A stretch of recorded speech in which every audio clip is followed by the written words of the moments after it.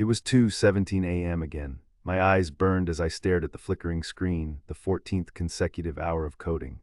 Outside my window, the world slept while my coffee went cold beside unpaid bills and untouched meals. This wasn't dedication anymore, it was slow suffocation of my soul. I wore my exhaustion like a badge of honor. Look how hard I'm working, I'd boast, ignoring the trembling hands and constant headaches. Every skipped lunch, every canceled weekend, every missed birthday proof of my commitment, but deep down I felt like a car running on fumes. The crash came on a Tuesday. My mind simply refused to function, words blurred together, simple decisions felt impossible. When I spilled coffee all over my keyboard, I didn't clean it up. I just put my head down and wept in that silent office, surrounded by people who didn't notice. My doctor's words cut through the fog. Your body is shutting down, this isn't sustainable.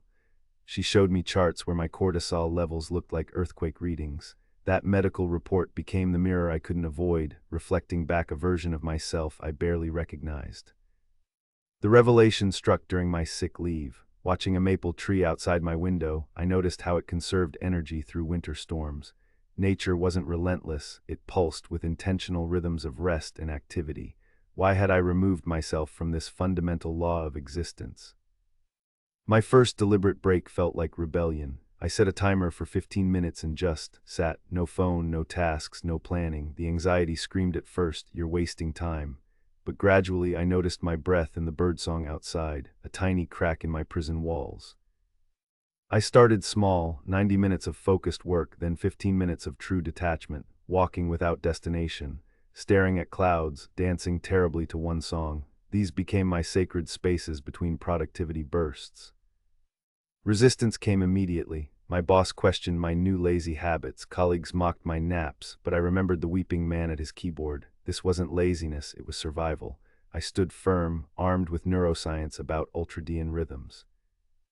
The transformation wasn't overnight, but slowly colors seemed brighter. Solutions appeared during walks, my shoulders unclenched. I noticed the barista's smile, the pattern of leaves, the way afternoon light painted my wall. Life was happening between tasks. Creativity returned like a tidal wave. Solutions to months-old problems emerged during shower breaks. New project ideas flowed while I chopped vegetables. My breaks became idea incubators where my subconscious could work freely. I discovered different break dimensions: micro breaks for breathing, movement breaks for stagnant bodies, nature breaks for overwhelmed minds. Each served a unique purpose in my human maintenance system. The greatest gift, presence. I attended my niece's recital truly there, not mentally debugging code. Her radiant smile when she spotted me fully engaged. That healed places I didn't know were wounded. Productivity paradoxically soared. In 6 focused hours with strategic breaks, I accomplished more than 12 hours of exhausted grinding. My work became sharper, more innovative. Rest wasn't stealing time, it was compounding it. I became a break evangelist, shared research on how NASA uses strategic rest for astronauts, explained how elite athletes periodize recovery. Your mind is the most complex system you'll ever operate. Why treat it worse than machinery? The real test came during crisis month. 3 major deadlines converged. Old me would have pulled all-nighters. New me scheduled breaks like life rafts. Walks became problem-solving sessions. Naps reset my frustration. I delivered quality work without collapsing. I created my sanctuary ritual. 20 minutes daily, no screens, no demands, just tea, journaling, and stillness. This became my non-negotiable soul anchor. The days I skipped it, everything unraveled faster.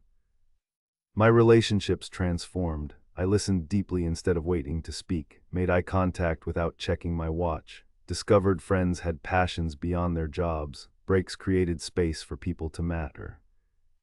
I learned to read my body's signals, that pressure behind the eyes, screen break, irritability rising, walk break, mental fog, hydration and stretching. Your body whispers before it screams. Vacations stopped being recovery missions. With daily restoration, holidays became true adventures rather than exhaustion catch-up. I returned refreshed instead of needing another vacation. The most profound shift, self-worth detached from productivity. I mattered not for what I produced, but because I existed. Breaks became acts of self-respect, not laziness. Now I see the cultural lie clearly. Non-stop hustle equals success. It's biological nonsense. Lions rest 20 hours daily. Forests need fallow seasons. Why did we think humans were different? My invitation to you: start small. 5 minutes each hour to breathe and stretch. Protect it fiercely. Notice what blooms in those spaces. Your exhausted self is begging for this mercy. This isn't about luxury, it's about sustainability. You wouldn't drive a car without maintenance until it exploded. Why do that to your only mind and body?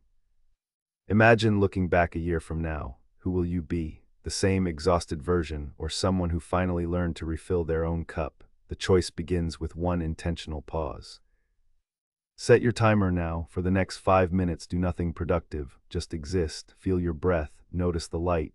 Welcome to your first revolutionary act of self-preservation.